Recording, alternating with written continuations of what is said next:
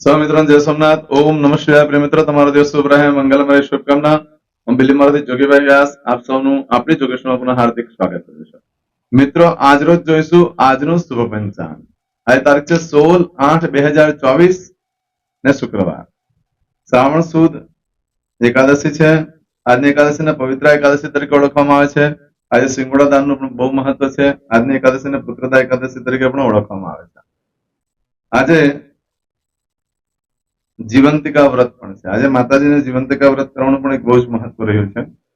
આ જીવંતિકા વ્રત કરતા હોય ને તેમાં ખાસ કરીને એક શંકા કુશંકા એ હોય છે કે પીળા વસ્ત્ર બાબતે.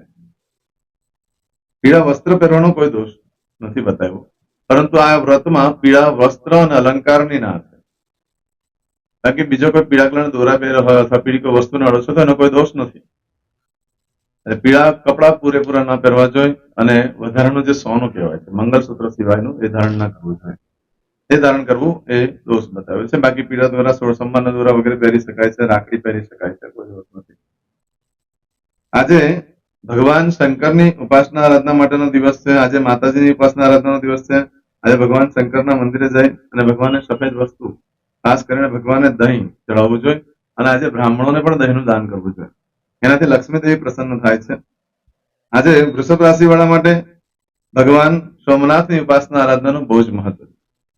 સોમનાથ દાદાની ઉપાસના આરાધના એટલે કે તમે કોઈ પણ શિવાલયમાં પૂજા કરતા હોય તો ત્યાં આગળ ભગવાન સોમનાથ, પ્રભાસ પાટણમાં જે સોમનાથ છે એનું મનમાં સ્મરણ કરવું જોઈએ. અને આજે તુલા રાશિ વાળા માટે મહાકાલેશ્વર મહાદેવનું પૂજન કરવાનું બહુ જ અલગ મહત્વ છે.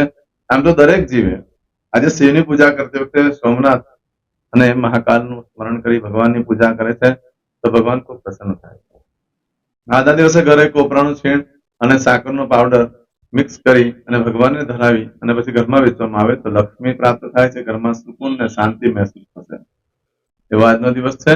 આજે જે બાળકનો જન્મ થાય છે એની તિથિ ગણાય છે એકાદશી. આ એકાદશી આજે સવારે 9:40 પૂર્ણ થઈ જાય છે અને ત્યાર પછી જે બાળકનો જન્મ થાય છે એની 12 તિથિ ગણાશે. એકાદશીનું વ્રત અપવાસ વગેરે આજે જ કરવાનું છે. આજે લાલાની પૂજા કરવી જોઈએ. લાલા સારેગ્રામની પૂજા કરી શકો, લક્ષ્મીનારાયણની પૂજા કરી શકો. એમને કોપરાનું છીણ અને સાકરનો પાવડર ચડાવી અર્પણ કરી અને પ્રસાદ તરીકે વેચવો જોઈએ. 108 તુલસીના પાન ચડાવવા જોઈએ. આજે ભગવાન શંકરના મંદિરે જઈ અને ત્યાં બેસીને વિષ્ણુ સહસ્ત્રનો પાઠ અથવા વિષ્ણુ સહસ્ત્ર નામાવલી 1008 નામ બોલવા જોઈએ. આ કરવાથી ભગવાન શિવ ખૂબ પ્રસન્ન થાય છે આજના દિવસે. પણ મતલબ સાંજના સમયે જઈને કરવાનું છે.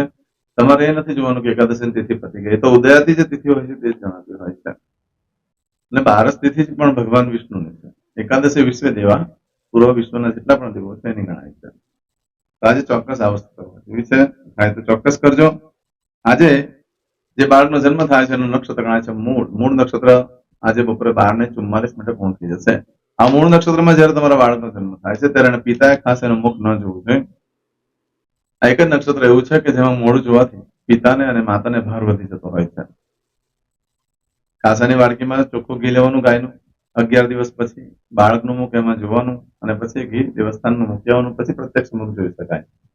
હવે વોટ્સઅપના જમાના આવી ગયા છે એટલે બધા ફોટો પાડીને પણ બતાવતા હોય છે, પણ બહુ યોગ્ય નથી. એ તમને ભારે પડે એવું. તો આજે જે બાળકનો જન્મ થાય છે એનું મુખ ડાયરેક્ટ ન જોતા પિતા માટે ખાસ બપોરે 12:44 સુધીમાં. પરંતુ આજે બપોરે 12:44 પછી જે બાળકનો જન્મ થાય છે એનું પૂર્વાષાઢ નક્ષત્ર ગણાય છે. એ શુભ છે, એનો કોઈ દોષ નથી. આજે જે બાળકનો જન્મ થાય છે એનો યોગ ગણાય છે વિષુમ. વિષુમ યોગ આજે બપોરે 1:12 પૂર્ણ થઈ જાય છે અને ત્યાર પછી જે બાળકનો જન્મ થાય એનો પ્રીતિ યોગ ગણાશે. આજે જે બાળકનો જન્મ થાય છે એનું કરણ ગણાય છે વિષ્ટિ. વિષ્ટિકરણ આજે સવારે 9:40 પૂર્ણ થઈ જાય છે અને ત્યાર પછી જે બાળકનો જન્મ થાય એનું બહુકરણ ગણાશે. આજે જે બાળકનો જન્મ થાય છે એની રાશિ ગણાય છે ધન. આ ધન રાશિ આજે આખો દિવસ રહેશે. આખા દિવસમાં કોઈ પણ બાળકનો જન્મ થાય એની રાશિ ધન ગણાશે. આ ધન રાશિ ની અંદર અક્ષર આવે છે ભ. ધન રાશિનો સ્વામી ગુરુ છે. આ ધન રાશિ 17 તારીખે સાંજે 5:29 પૂર્ણ થાય છે. એટલે ત્યાં સુધી જે બાળકોના જન્મ થાય બધાની રાશિ ધન ગણાશે. આ રાશિ તિથિ વાર નક્ષત્ર ક્રમમાં જેનો પણ જન્મ છે તેની ચોક્કસ પ્રમાણે પૂજા વિધિ કરી લેવી જોઈએ. એના જીવનમાં એ રીતે જ ફળ પ્રાપ્ત થતું હોય છે. મૂળ નક્ષત્રમાં જન્મ થાય બાળકનો એ બાળક માટે બહુ શ્રેષ્ઠ છે. એ જીવનમાં ખૂબ પ્રગતિ ઉન્નતિ કરે. એ લોકો બહુ હોશિયાર હોય છે. ખાલી માતા પિતાને ભારે પડતું હોય છે. માટે એની વિધિ કરેલો તે દોષમાંથી મુક્તિ મળી જાય. આજે કોઈ પણ મારા સબસ્ક્રાઇબ મિત્ર યા મારા ઘર પરિવારમાંથી કોઈ પણ સદસ્યની આજે વર્ષગાંઠ હોય મેરેજ એનિવર્સરી હોય બધાને મારી ઘણી ઘણી શુભકામના. તમારા જીવનમાં ખૂબ પ્રગતિનું થાય. ભગવાન શંકર તમારી બધી મનોકામના પૂર્ણ કરે એવી સોમનાથ દાદાને પ્રાર્થના. મિત્રો આજના દિવસે આજનો સુકન કરેલો આખું વર્ષ સુંદર રીતે વ્યતીત થશે તો તમારી બધી મનોકામના પણ પૂર્ણ થશે. આ સુકન જોવા માટે આપણી યુટ્યુબ ચેનલ પર પ્લેલિસ્ટમાં જઈને તમે જોઈ શકો છો. આજે જે કોઈ મારા સબસ્ક્રાઇબ મિત્ર અમારા ઘર પરિવારમાંથી કોઈ પણ સદસ્ય કોઈ જગ્યા પર ઇન્ટરવ્યુ આપવા જઈ રહ્યા છે, કોઈ નોકરી ધંધા માટે જઈ રહ્યું છે, કોઈ પરીક્ષા આપવા જઈ રહ્યું છે, આજે કોઈ ધર્મ ક્ષેત્રની યાત્રા પ્રવાસ માટે જરૂરી છે, આજે કોઈને ઓપરેશન હોય, કોઈને ડિલિવરી હોય, કોઈની સગાઈ હોય, કોઈની શક્તિ હોય, આજે કોઈ રમત ગમતમાં ભાગ લેવા જઈ રહ્યું છે, આવા કોઈ પણ કાર્ય કરવા તમે જઈ રહ્યા છો તે કાર્યમાં તમારી દિવ્ય સફળતા પ્રાપ્ત થાય એવી હું સોમનાથ દાદા અને મહાકાલને પ્રાર્થના કરું. પરંતુ આજે નીકળતા પહેલા આજને સુગન કરીને નીકળજો તો કાર્યમાં સારી સફળતા મળશે. એમ તો આજે શુક્રવાર છે એટલે ઘરેથી માતાને, માસીને, મોટી બહેનને વંદન કરીને નીકળજો તો સારી સફળતા મળે છે. ઘરમાં દેવસ્થાનમાં વંદન કરવા જોઈએ. ભગવાનને કહેવાનું કે તમે મારા કાર્યમાં મારી સાથે રહેજો. આજે નાના નાના ભૂલકાઓને મીઠી વસ્તુ ખવડાવવાનું, ખીર ખવડાવવાનું, ચોકલેટ ખવડાવવાનું એક બહુ મહત્વ હોય છે. એનાથી લક્ષ્મી દેવી પ્રસન્ન થાય. આજે પત્નીને ગિફ્ટ લઈ આપવી જોઈએ, કે સારું ખાવાનું ખવડાવવા માટે લઈ જવા જોઈએ તો લક્ષ્મી દેવી પ્રસન્ન થાય. આજના દિવસે આમ તો કોઈ પણ કાર્ય કરવા માટે એક ચોક્કસ શુભ સમય હોય છે. જે સમયગાળા દરમિયાન તમે કાર્ય કરશો તો સારી સફળતા મળશે. આજે જો સમય જોઈએ તો સવારે 6 થી 10:30 વાગ્યા સુધીનો સમય શુભ રહેશે. બપોરે 12 થી બપોરે 1:30 સુધીનો સમય શુભ રહેશે. તેમજ સાંજે 4:30 થી સાંજે 6 વાગ્યા સુધીનો સમય શુભ રહેશે. તેમજ રાત્રે 9 થી 10:30 વાગ્યા સુધીનો સમય શુભ રહેશે અને રાત્રે 12 થી આવતીકાલે સવારે 4:30 વાગ્યા સુધીનો સમય શુભ રહેશે. આ સમયગાળા દરમિયાન તમે કોઈ પણ કાર્ય કરશો તે કાર્યમાં સારી સફળતા મળશે. પરંતુ મિત્રો આજના દિવસે જો તમારી કોઈ વસ્તુ ચોરાઈ જાય છે, ખોવાઈ જાય છે તો 9 દિવસમાં મળે, બાકી મળવાની શક્યતા ઓછી. આજના દિવસે બપોરે 12:44 સુધીનો જે સમય છે એમાં કોઈ પણ કાર્ય કરો છો તો આજીવન માટેનું સુખ પ્રાપ્ત થાય એવા જો કોઈ કાર્ય હોય તો કરી શકાય. જેમ કે લગ્ન કરવા, જેમ કે એફડી લેવી, ઘર, મિલકત, પ્રોપર્ટી લેવી, જે લાંબા સમયગાળા સુધીનું સુખ પ્રાપ્ત કરવા માંગતો હોય, કાર છે, ગાડી છે, વાહન છે, લઈ શકો. આજે નવો વેપાર ધંધો ચાલુ કરી શકો છો. તમારી બધી આશા પરિપૂર્ણ થશે. જેની કુંડલીમાં 2 મેરેજના યોગ લખેલા હોય એ લોકો જો આજના દિવસે લગ્ન કરે છે તો છૂટાછેડા થવાની સંભાવના બહુ ઓછી થઈ જતી હોય છે. આજના દિવસે ખાસ કરીને મંગળસૂત્ર પણ લેવા માટે શુભ દિવસ છે. મંગળસૂત્ર લેવું હોય તો બપોરે 12:44 સુધીમાં લો છો તો તમારા પતિનું આયુષ્ય, આરોગ્ય સારું રહે છે. આજના દિવસે નવ વસ્ત્ર ધારણ કરવા, આજે ઇન્ટરવ્યુ વગેરે પણ આપી શકાય છે. આજના દિવસે નવ વસ્ત્ર ધારણ કરવાથી આધ્યાત્મિકતા વધે છે, ધર્મ ક્ષેત્ર પ્રત્યે ખૂબ પ્રેમ વધે છે. બની શકે કે તમારા જે કપડાં છે, નવા કપડાં કોઈ ગરીબને આપી દેવા પડે અથવા કામવાળીને આપી દેવા પડતા હોય તો ધોબી લઈ જતો હોય છે, ધોબીને ત્યાં રહી જતા હોય છે, એવું બની શકે. પરંતુ એ કપડાં પહેરવાથી તમારામાં આધ્યાત્મિકતા આવી શકે. તેવું આજે બપોરે 12:44 સુધીમાં તમને આજનો ફળ થાય. આજે બપોરે 12:44 થી લઈ આવતીકાલે સવારે 11:49 સુધીમાં તમે કઈ કાર્ય કરો છો તેનું ફળ બદલાઈ જાય છે. એમાં તમારી કોઈ પણ વસ્તુ ચોરાઈ ગઈ, ખોવાઈ ગઈ તો મળવાની શક્યતા બિલકુલ ઓછી. આજના દિવસે કોઈ પણ કાર્ય કરો છો, ખરીદી કરવા માટે પણ શ્રેષ્ઠ, વેચાણ કરવા માટે પણ શ્રેષ્ઠ. આજે નવો વેપાર ધંધો તમે ચાલુ કરવા જઈ રહ્યા હોય તો આજના દિવસે નવો વેપાર ધંધો ચાલુ કરવો યોગ્ય છે. પરંતુ આજના દિવસે ખાસ કરીને જે લોકોને કઈ બંધન હોય જીવનમાં, એ બંધનમાંથી મુક્ત થવા માંગતા હોય એના માટે શ્રેષ્ઠ દિવસ. કોઈને કોઈ પણ પ્રકારની બહારની વસ્તુનું બંધન હોય, કોઈને કઈ સીમા બંધન હોય કે ગવર્મેન્ટ તરફથી, સરકાર તરફથી બંધન આવી ગયું હોય, કોઈને જેલમાં પૂરી દીધા હોય, એ લોકો જો આજે નીકળવા માટેનો પ્રયત્ન કરે છે તો એ જંજાળમાંથી નીકળી શકે છે. જીવનમાં રોગ, ભય, શત્રુથી તમે ભેરવાઈ ગયા હોય અને એના માટે થઈને તમે કોઈ પણ કાર્ય કરો છો બહાર નીકળવા માટે, એમાંથી તમે નીકળી શકો એવા આજનો દિવસ છે. આજે ખાસ કરીને જે દીકરીના લગ્ન થયા પછી એ પોતે પોતાના પિયર આવી હોય અને પછી એ પોતાના સાસરે જાય છે પહેલી વાર, તો એની તબિયત હંમેશા માટે બગડતી રહેશે. તબિયત બગડવાના યોગ વારે ઘડી આવશે અને એની ફરિયાદ લાંબો ટાઈમ સુધી રહી શકે. એટલે કોઈ પણ દીકરી આજે લગ્ન કર્યા પછી પહેલી વાર આજે સાસરે ના જવું જોઈએ. આજના દિવસે નવસ્ત્ર પહેરવાથી સ્ત્રીને માંદગી આવી શકે છે. હા, ભાઈઓ માટે સરસ દિવસ છે. ભાઈઓ માટે સારી કન્યા જોવા જવાનો યોગ ઉભો થઈ શકે છે. આજે દસ્તાવેજ પર સાઇન કરવા માટે યોગ્ય દિવસ છે. આજે ચાંદલા વિધિ માટે, વેવિશાળ માટે, એટલે કે સગાઈ વગેરે કાર્ય કરી શકાય છે એ વાતનો દિવસ છે. આજના દિવસે ખાતમુહૂર્ત કરવા માટે પણ ઉત્તમ દિવસ છે. આજે ખાતમુહૂર્ત સવારે 9:40 થી બપોરે 12:43 સુધીમાં ખાતમુહૂર્ત કરી શકાય છે. આજે વાસ્તુ કરવા માટે પણ સરસ દિવસ છે. આજે વાસ્તુના મુહૂર્ત આપ્યા છે. આજના દિવસે બપોરે 12:43 સુધીમાં વાસ્તુ થઈ જવું જોઈએ. પછી બાકીનો કાર્યક્રમ ચાલતો હોય. વાસ્તુ એટલે કે નારિયેળ હોમાઈ જવું જોઈએ. બાકીની પૂજા વિધિ થયા કરશે તો ચાલે, વાંધો નથી. પરંતુ બ્રાહ્મણને પૂછીને આ તારીખ લેવી. તમારા ઘરના દરવાજાની એન્ટ્રી જોઈને કરવામાં આવતી હોય છે. તેમજ ખાતમુહૂર્ત પણ તમારી રાશિ પ્રમાણે જે કયા ખૂણામાં આવે છે, સૂર્ય રાશિ પ્રમાણે કયા ખૂણામાં આવે છે તે પણ બ્રાહ્મણને પૂછીને કરવું જોઈએ. આમ તો ખાતમુહૂર્તમાં બધી રક્ષાની વસ્તુ મૂકવામાં આવતી હોય છે.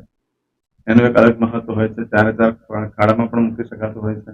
મુખ્ય ખાડામાં પણ મૂકવાની રક્ષાનો વસ્તુ આવતી હોય છે.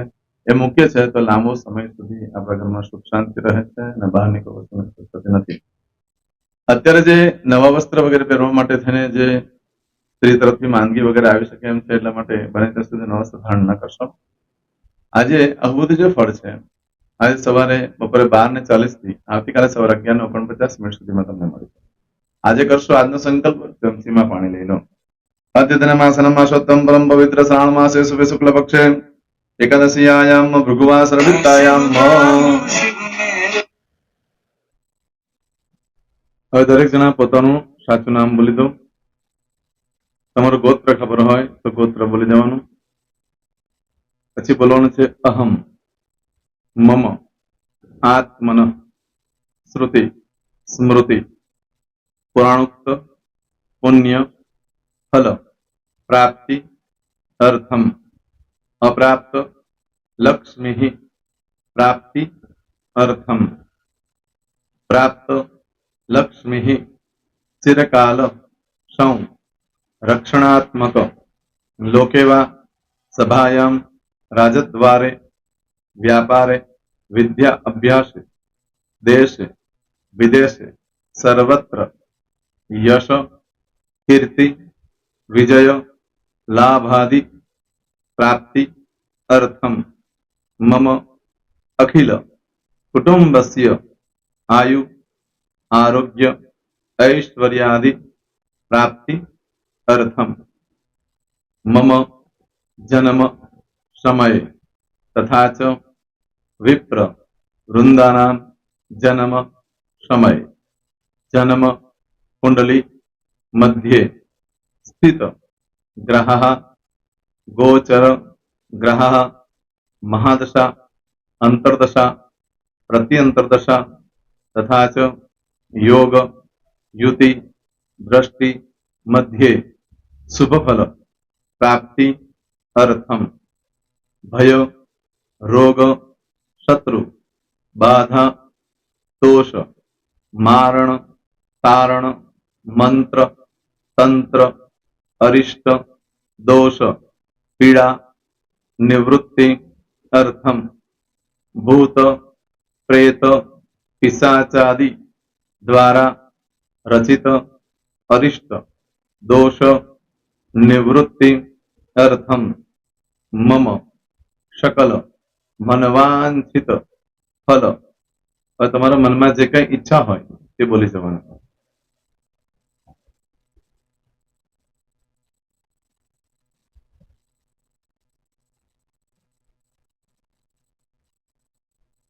બોલવાનું અનુસાર્થ સકલ મનવાંછિત ફલ પ્રાપ્તિ અર્થમ. હવે જે બરકતની પૂજા વાળા છે એ લોકો તો આ બધું બોલવાનું જ હોય છે. એ લોકો માટે કોઈ સ્પેશિયલ નથી. પણ જે લોકોએ હવે જે કહું છું તે લોકોએ જ બોલવાનું. જેના લગ્ન થઈ ગયા હોય એ લોકોએ બોલવાનું છે. મમ દાંપત્ય જીવન મધ્યે સુખાકારી પ્રાપ્તિ અર્થમ પુત્ર પૌત્રાદિ સંતતિ પ્રાપ્તિ અર્થમ. આ સંતાન પ્રાપ્તિ વાળા માટે પણ આવી જાય છે એમાં. દીર્ઘ આયુ આરોગ્ય ऐश्वर्यादि પ્રાપ્તિ અર્થમ તથા ચ. હવે જેના લગ્ન નથી થયા તે લોકોએ બોલવાનું. મમ જટટી વિવાહ યોગ પ્રાપ્તિ અર્થમ વિવાહ પશ્ચાત દાંપત્ય જીવન મધ્યે સુખાકારી પ્રાપ્તિ અર્થમ. હવે જે લોકોને સંતાન પ્રાપ્તિ નથી, જે લોકોને સંતાન પ્રાપ્તિ છે કરવી છે, એ લોકો બોલવાનું મમ દાંપત્ય જીવન મધ્યે સુખાકારી પ્રાપ્તિ અર્થમ તથા ચ દીર્ઘ આયુ આરોગ્ય ऐश्वर्यादि समन्वित संतति सुख प्राप्ति अर्थम. હવે જે અભ્યાસ કરી રહ્યા છો છોકરા વિદ્યાર્થીઓ છે તે લોકોએ બોલવાનું છે મમ વિદ્યા અભ્યાસ મધ્યે ઉત્તરો ઉત્તર પ્રગતિ ઉન્નતિ સાનુકૂલતા પૂર્વક દિવ્ય સફળતા પ્રાપ્તિ અર્થમ. હવે જે લોકો વિદેશમાં જવા માંગતા હોય કે સીટમાં જવા માંગતા હોય, મતલબ ભારત દેશની બહાર જઈને ધંધો વેપાર કરવા માંગતા હોય એ લોકોએ, અથવા વિદેશ જવા માંગતા હોય કાયમ માટે, એ લોકોએ બોલવાનું છે મમ જટટી વિદેશ ગમન યોગ પ્રાપ્તિ અર્થમ વિદેશ ગમન કાર્ય મધ્યે સાનુકૂલતા પૂર્વક દિવ્ય સફળતા પ્રાપ્તિ અર્થમ. આરોગ્ય વાળા બોલવાનું છે, જેને આરોગ્યની પૂજા આપેલી હોય એ લોકોએ. એમ તો દરેક જણા જ બોલવાનું છે. બોલો મમ આયુ આરોગ્ય ऐश्वर्यादि प्राप्ति अर्थम.